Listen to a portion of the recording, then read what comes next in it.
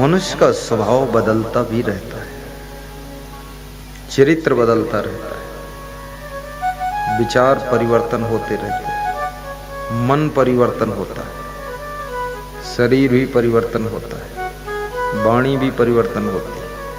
और मनुष्य के अंदर एक और खासियत है, इसमें सहनशीलता की बहुत कमी है। रोज पत्नी अच्छा भोजन बनाती है, परिवार के सब लोग खाते, कोई कुछ नहीं बोलता, सब खाकर हाथ धोकर चुपचाप निकल जाते। लेकिन एक दिन भोजन बिगड़ जाता है तो सभी बोलते। रोज अच्छा बन रहा था, कोई धन्यवाद नहीं दे रहा। एक स्त्री 20 साल से भोजन बनाती थी, खिलाती थी, सब खाते थे, निकल जाते थे, कोई बोलता नहीं था। तो उसने सोचा कि इनको समझ में नहीं आता भोजन कैसा है, इतनी मेहनत से बनाती हूँ, इतना अच्छा बनाती हूँ, कम से कम एक बार कहें तो भोजन अच्छा बना है। काम करने वाले के मन में ये प्यास रहती है कि कोई जरा मेरे काम की भी सराहना करे। और याद रखना, जब काम करने वालों के काम की तुम सराहना करते हो तो काम करने में जो उनको थकान आती है वो थकान मिट जाती है और ताजी मुस्कान पैदा हो जाती है। इसलिए काम करने वालों से काम लेने के लिए थोड़ा थोड़ा धन्यवाद भी देना चाहिए। और भारत की धरती पर धन्यवाद और आशीर्वाद ये दोनों की परंपरा रही है। छोटे लोग बड़ों को धन्यवाद देते हैं और बड़े लोग छोटों को आशीर्वाद देते हैं। लेकिन ये धीरे धीरे दोनों परंपराएं लुप्त होती जा रही हैं, कम होती जा रही हैं, खत्म होती जा रही हैं। कोई बिरले बेटा होगा जो अपने माँ बाप को कभी धन्यवाद दिया हो कि पिताजी आप धन्य हो। बस एक दिन बेटा मुड़कर खड़ा होता है और बाप से कहता है तुमने जिंदगी में किया क्या, कुछ भी ढेर नहीं लगाया, बेकार टाइम पास किया। तो बाप बेहोश हो जाता है कि हड्डी तो बुरादा हो गई काम करते करते, और धन्यवाद तो मिला नहीं, उल्टे वाद विवाद शुरू है। कभी कभी अपने माता पिता को भी धन्यवाद दीजिए और कभी कभी अपनी वाइफ को भी धन्यवाद दीजिए। पति पत्नी के बीच में कौन बड़ा है कौन छोटा है, कौन फैसला करेगा? ये सब फैसला स्त्रियां कर देगी। अब आजकल की पढ़ी लिखी स्त्रियां कितनी ऐसी भी हैं जो पति को अपना नौकर मानती है, ज्यादा पढ़ी लिखी है, पति को पानी देने में शर्म लगती है और कहती भी हैं आवा फैशन का जमनवा सासु कैसे सपरी, आवा फैशन का जमनवा, आवा फैशन का जमनवा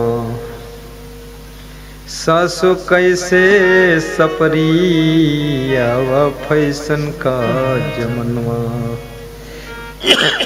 बड़े घरन की लड़की मैं हूँ, विद्याचार्य पढ़ी, और लगी कहारिनी हमरे घर माँ, कबहु न काम करी, आवा फैशन का जमनवा सासु कैसे सपरी, आवा फैशन का जमनवा। नेपाल तरफ का गीत है।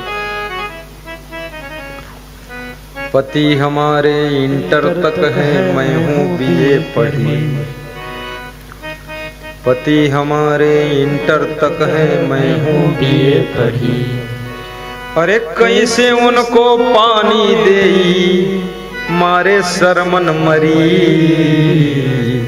आवा फैशन का जमनवा सासु कैसे सपरी, आवा फैशन का जमनवा सासु कैसे सपरी। शिष्य कितना ही विद्वान हो, कितना ही बुद्धिमान हो, लेकिन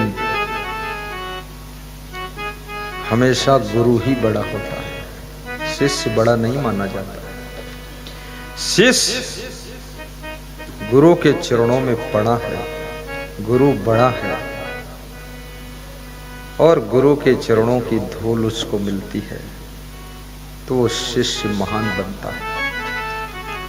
शिष्य को कभी अहंकार नहीं करना चाहिए कि मैं बहुत अच्छा प्रवचन सुना लेता हूँ, अरे हमारे गुरु जी का तो कुछ अक्ल ही नहीं। अरे अक्ल छोड़, जो माली वाटिका लगाता है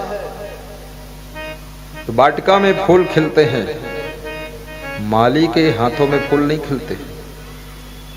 लेकिन माली ना होता तो वाटिका न होती, गुरु न होता तो तुम्हें आत्मा का बोध कौन कराता, तुम शिष्य किसके बनते, तुम भटक जाते न जाने कहां कहां, संसार में दुर्गुणों में फंस जाते।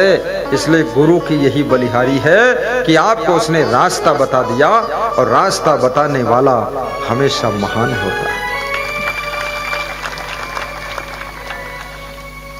ऐसे शास्त्रों में तो पति को बड़ा स्थान दिया गया है, पत्नी को सेकंड स्थान दिया गया है। लेकिन ये बात कहने से कुछ पत्नियां नाराज हो जाएं तो गुरु जी को भी महंगा पड़ जाए। पर याद रखना, जो अपने आप को छोटा मान लेता है, जो दूसरों को बड़ा मान लेता है, वो बड़ी से बड़ी जिम्मेदारियों को संभालने में सक्षम हो जाता है। पार्वती जी हमेशा शिव जी को भगवान कह करके पुकारती थी, बड़ी सभ्यता से बोलती थी और पार्वती जी बहुत प्रश्न भी पूछती थी। पार्वती जी ने पूछा, तीर्थों में नहाने का वक्त ना हो और तीर्थों का फल पाने का मन हो तो क्या उपाय शिव जी बताओ। शरीर बूढ़ा हो गया, तीर्थ में जाने का योग नहीं है और तीर्थ स्नान का फल पाना चाहते हैं तो क्या करना चाहिए, शॉर्टकट कोई रास्ता है। शिव जी भी बहुत विद्वान थे तो उन्होंने बताया है, गुरु भाव परम तीर्थम। शिव जी के शब्द हैं ये, गुरु भाव परम तीर्थम। हे पार्वती जी, गुरु के प्रति जो भक्ति भाव है वो सबसे श्रेष्ठ तीर्थ है। अगर आपके अंदर भक्ति है और घर में भी बैठकर ध्यान कर लेते हो तो सब तीर्थों का फल घर बैठे मिल जाता है। सर्व तीर्थमयम देवी श्री गुरोश्च चरणाम्बुजम। समस्त तीर्थों का फल गुरु के चरणों में मिलता, लेकिन कौन चरण? अंबुजम। अंबुजम माने क्या होता है बताओ नगर पालिका अध्यक्ष? अंबुजम, अंबुजम माने होता है जिनके चरण कमल जैसे। कमल जैसे कैसे होते हैं? कमल के फूल जैसे कोमल? हाँ, ये नहीं। जैसे कमल जल में रहता है लेकिन उसकी जड़ कीचड़ में है, तना पानी में है, पर कमल का फूल कीचड़ और पानी से अलग रहता है। इसी प्रकार से जो माया के कीचड़ से और मोह के जल से जिनकी जिंदगी अलग हो चुकी है, वह गुरु के चरण अंबुज के समान है, कमल के समान है, और उनके चरणों की भक्ति करोगे तब तीर्थों का फल मिलेगा। इसे भारत देश में तो गुरु भी बहुत है, यहाँ गुरुओं की कमी नहीं है, चेलों की कमी हो चुकी है। चेले कम है। हाँ, बहुत सारा ऐसा ऐसा गुरु है, गुरु घंटाल गुरु पूरा गुरु भी बीड़ी पीता है और चेला सिगरेट पीता है। ऐसा ऐसा गुरु है।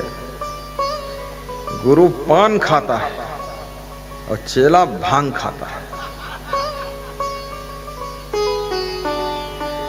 ऐसे ऐसे पंथ इस कलयुग में निकल पड़े हैं भारत देश के अंदर, जिनमें कहते हैं मांस, मछली, अंडा, मुर्गा, दारू सब सेवन कर सकते हो, आपको भवसागर से तो मेरा मंत्र पार कर देगा।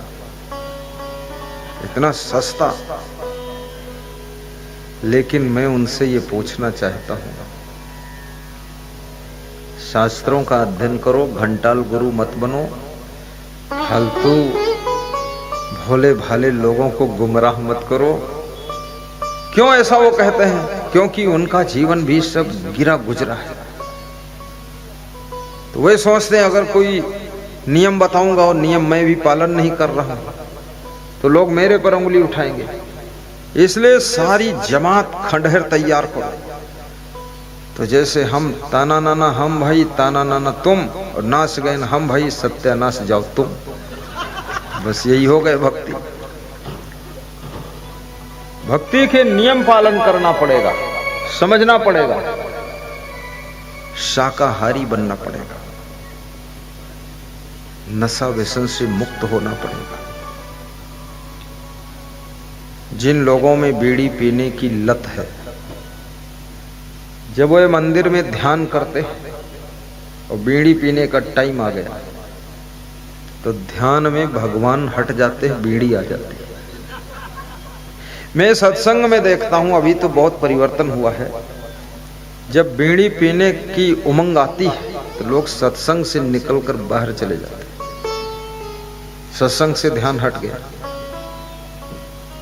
1.5 इंच की बीड़ी है और 6 फुट का आदमी। 1.5 इंच की बीड़ी की लत आदत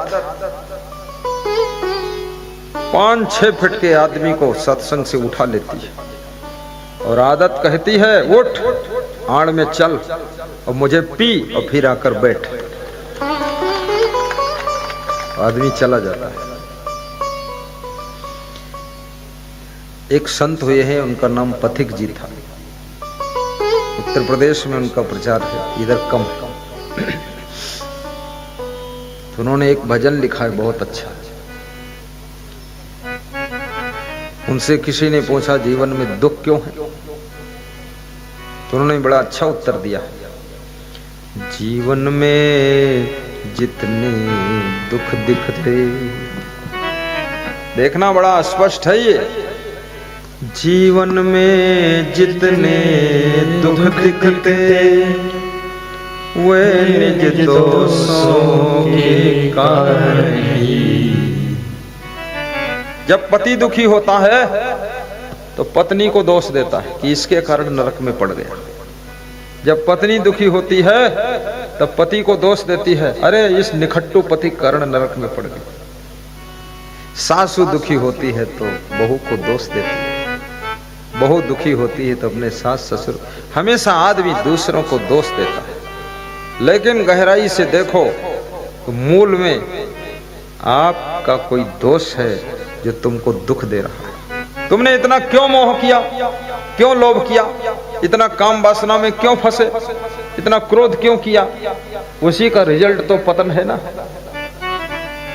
जीवन में जितने दुख दिखते वे निज दोषों के कारण ही, पर जिसको इतना ज्ञान न हो, पर जिसको इतना ज्ञान न हो वह दोष मिटाना क्या जाने, पर जिसको इतना ज्ञान न हो वह दोष मिटाना क्या जाने। जिसको इतना भी ज्ञान नहीं है। लक्ष्मण ने निषाद राज से कहा था, निषाद राज के मन में विषाद हो गया, दुख हो गया। जब राम को देखा सिंसवा वृक्ष के नीचे विश्राम कर रहे हैं धरती पर, निषाद राज दुखी हो गया। निषाद राज ने कहा, प्रभु आप मेरे नगर में चलो, मेरे राजमहल में सोइए, आप यहाँ क्यों सो रहे हो? तो राम ने कहा कि निषाद, ग्राम वास नहीं उचित मोही, सुनी मन भयो विषादे। मुझे ग्राम में निवास करना उचित नहीं, क्योंकि पिताजी ने वनवास दिया। पिताजी ने मुझको गांव में, नगर में, शहर में रहने के लिए आज्ञा नहीं दी। जिनके वचन को पालन करने के लिए मैं निकला हूं 14 वर्ष के लिए, तो मैं यहीं रहूंगा पेड़ के नीचे। सिंसपा नाम के वृक्ष के नीचे राम विश्राम कर रहे। और निषाद राज कहते हैं, महाराजा दशरथ बहुत कठोर है, जिन्होंने ऐसे कोमल राम को वन भेजा। कितना दुख दिया इन बच्चों को। तो लक्ष्मण ने कहा कि मेरे पिताजी को कुछ भी मत कहना। काहु न को सुख दुख करता, कोई किसी को सुख दुख नहीं देता है निषाद राज। मेरे पिताजी ने मुझको दुख नहीं दिया। निजे कृत कर्म भोग सब भ्राता, कहु न को सुख दुख करदाता।